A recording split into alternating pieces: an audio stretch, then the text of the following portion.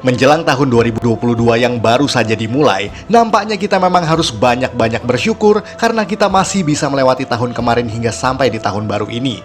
Sebab beberapa di antara kita ada yang hidupnya berakhir di tahun lalu, tidak terkecuali para pelakon di tokusatsu. Mengingatkan kita bahwa semua makhluk cepat atau lambat pasti akan menghadapi yang kuasa, tidak memandang suku, agama, status sosial, dan juga kedudukan.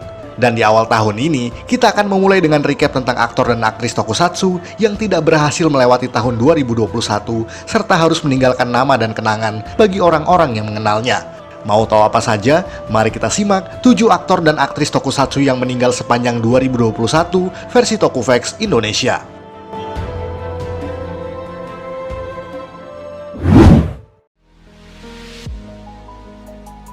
Tetsuro Sagawa, penonton Ultraman Ace, barangkali kenal dengan sosok pria yang satu ini. Ia adalah pemeran Kapten Goro Ryu yang merupakan leader dari tim tag yang menaungi para pasukan pemberantas kaiju dalam series tersebut. Ia juga berperan penting sebagai narator dalam 2 series lainnya, yakni Ultraman Taro dan juga Ultraman Leo. Selain di tokusatsu, Sagawa juga dikenal sebagai pengisi suara versi dubbing bahasa Jepang untuk film-film Hollywood. Maka dari itu, keterlibatannya di dunia acting dan voice acting memang tidak perlu diragukan lagi, baik dari segi pengalaman dan juga kemampuannya. Sagawa juga meluncurkan beberapa single pada era 70-an dan 80-an, yang membuatnya memiliki catatan karir sebagai seorang penyanyi. Sayangnya, pria kelahiran 22 Januari tahun 1937 tersebut mengalami penyakit langka, yakni sklerosis lateral amiotrofik, yang ia sudah derita bahkan sejak lama. Penyakit yang sampai hari ini belum ditemukan obatnya tersebut sontak perlahan membuat sang aktor asal kota Tateyama tersebut menghembuskan nafas terakhirnya pada 17 Februari 2021 pada usianya yang ke-84 tahun.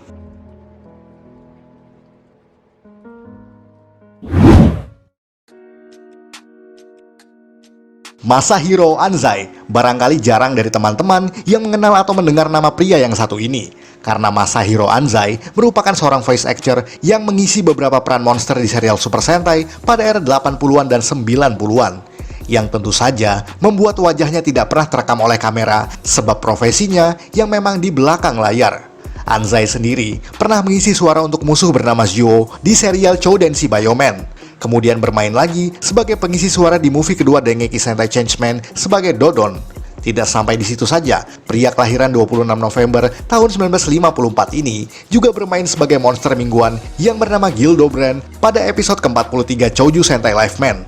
Serta peran terakhirnya di Sentai series sebagai Onbu Obake di movie Choriki Sentai Oranger vs Kaku Ranger pada tahun 1995. Karena selebihnya, ia banyak bekerja di anime, video game, dan juga dubbing. Namun sungguh malang nasib pria asal Tokyo tersebut, sebab Anzai mengalami gagal jantung akut dan harus meregang nyawa pada tanggal 15 Maret tahun 2021 lalu. Padahal semasa hidupnya, ia juga dikenal sebagai aktivis kesehatan yang berjuang mengedukasi masyarakat. Membuat kita semua sadar bahwa kita tetaplah tidak bisa menghindari ajal yang sudah ditentukan oleh Sang Pencipta.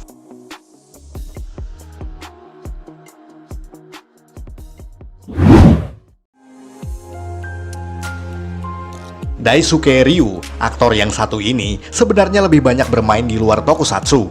Bahkan ia dikenal sebagai keterlibatannya dalam film-film legendaris karya Akira Kurosawa seperti Kagemusha, Ran, dan masih banyak lagi. Namun di tokusatsu, pria keturunan Korea Selatan dan Jepang ini bermain di serial Ultraman Dyna sebagai Kazuma Asuka, yakni ayah dari sang protagonis Shin Asuka. Walaupun memang hanya muncul di beberapa episode saja. Pria kelahiran 14 Februari tahun 1957 tersebut juga sempat bermain sebagai Kolonel Sogabe di movie Ultraman The Next pada tahun 2004. Akan tetapi nampaknya cuma Tuhan yang bisa membuatnya pensiun untuk selamanya, sebab Ryu akhirnya wafat akibat pendarahan otak pada 11 April 2021 di kediamannya di daerah Chiba. Aktor yang tutup usia pada 64 tahun tersebut kemudian dimakamkan dengan prosesi yang tertutup hanya untuk pihak keluarga dan kerabat beliau saja.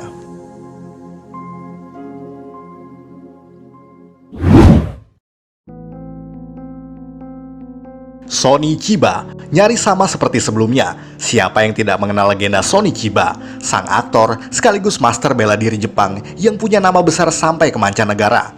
Ia sudah membintangi puluhan bahkan mungkin ratusan film dan serial televisi sejak usianya sangat belia. Tidak hanya film-film Jepang saja, bahkan proyek-proyek Hollywood seperti Kill Bill dan juga The Fast and Furious Tokyo Drift juga melibatkan wajah sang legenda tersebut. Meskipun belakangan namanya melambung tinggi, namun ia sempat bermain di beberapa serial tokusatsu seperti Seven Color Mask pada tahun 1960 sebagai Kotaro Ran. Lalu dipercaya lagi untuk bermain di serial Arano Shisha atau Messenger of Allah sebagai tokoh utama pada tahun yang sama. Serta masih banyak lagi peran-peran lainnya di sejumlah franchise tokusatsu lainnya.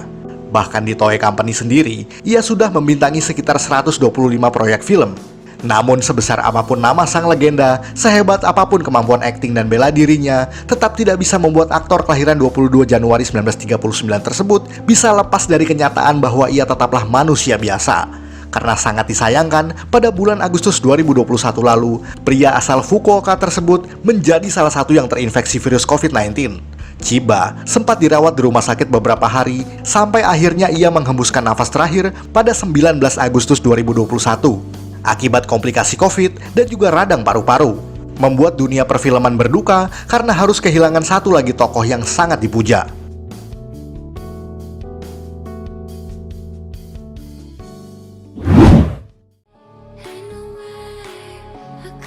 Yoshiko Ota, kalau yang ini barangkali juga kurang dikenal di tokusatsu, karena memang perannya yang lebih sering di studio rekaman sebagai voice actress. Yoshiko Ota merupakan pengisi suara tokoh Pibo dalam serial Choudenshi Bioman, tokoh robot wanita yang sekaligus menjadi asisten serta teknisi bagi tim Sentai tersebut.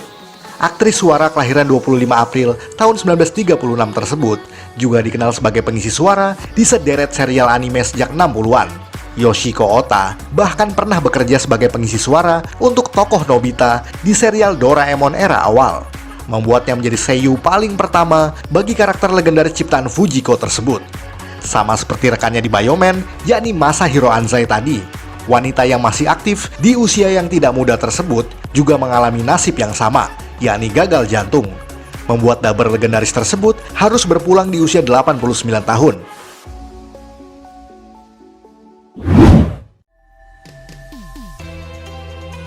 Enjo Sanyute. Nah, buat penonton Ninja Sentai Kaku Ranger atau Ninja Ranger pada tahun 90-an dan 2000-an awal dulu, pasti ingat dengan tokoh narator dalam serial tersebut. Ya, beliau dikenal sebagai dalang yang muncul secara fisik di depan kamera, dengan menceritakan plot point pada serial tersebut sembari melakukan breaking the fourth wall. Tentu saja, itu merupakan bagian dari komedinya. Beliau memang hanya muncul setengah season saja di awal, dan mulai jarang muncul di pertengahan hingga akhir Kaku Ranger. Di dunia nyata, aktor yang memerankannya adalah Enjo Sanyute, yang merupakan seorang rakugoka atau pencerita humor khas Jepang. Jadi, seni rakugo yang ia tekuni nyaris sama seperti stand-up komedi, namun dilakukan dengan cara duduk. Namun, selucu apapun karir yang ia jalani selama ini, akhir kehidupan seseorang memang tidak pernah ada yang lucu. Karena bagaimanapun, semua orang yang mengenal beliau harus rela kehilangan sosoknya pada tanggal 30 November tahun 2021. Akibat gagal jantung yang ia derita, membuat Rakugoka kelahiran 10 Desember tahun 1944 tersebut harus berpulang seminggu sebelum ulang tahunnya yang ke-77.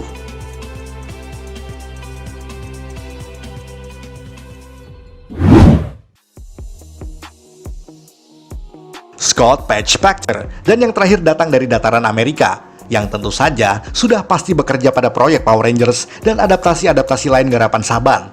Scott Patchfactor merupakan seorang pengisi suara untuk peran monster di Mighty Morphin Power Rangers. Ia juga bekerja untuk peran-peran lainnya di season Power Rangers lain hingga era Wild Force. Bahkan pria kelahiran 13 Juni tahun 1957 tersebut juga melakukan hal yang sama di serial VR Trooper dan juga Beetleborgs series. Semasa hidupnya, Scott menjadi salah satu alasan mengapa David Yost, pemeran Billy Ranger Biru, harus keluar dari Power Rangers. Sebab ia terlibat kasus pelecehan verbal yang ditujukan kepada sang aktor Ranger Biru tersebut. Namun, lepas dari kontroversi dan juga prestasinya, ternyata pria ini telah wafat pada 5 Desember 2021 lalu akibat penyakit kanker pada usia 64 tahun. Membuat Power Rangers harus kehilangan lagi satu tokoh yang menjadi bagian dari kerja keras mereka selama lebih dari 27 tahun terakhir.